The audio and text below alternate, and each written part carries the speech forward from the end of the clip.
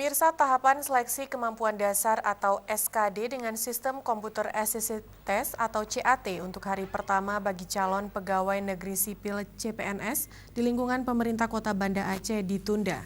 Penundaan disebabkan perangkat komputer klien belum lengkap dan juga belum terkoneksi terinstalasi jaringan LAN.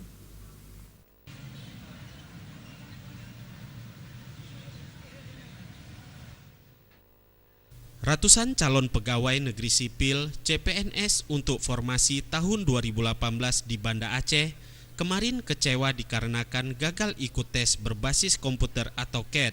Kegagalan ini disebut-sebut karena faktor teknis. Komputer dan jaringan yang dikerjakan vendor atau pihak ketiga belum terpasang sampai saat CAT sedianya berlangsung. Kita lihat dari segi perangkatnya itu siap. Perangkatnya belum siap karena arti belum connect ke Jakarta. Jadi dalam hal ini mungkin server dan juga perangkat-perangkat lain yang belum connect ke Jakarta. Oleh karenanya pada hari pertama ini kan kami dari Kumpu Banda Aceh sudah berupaya. Kami Banda Aceh sudah siap. Sementara itu, sejumlah peserta yang berasal dari luar kota Banda Aceh mengungkapkan kekecewaannya. Rasa kecewa ini karena penundaan disampaikan saat sudah berada di lokasi ujian.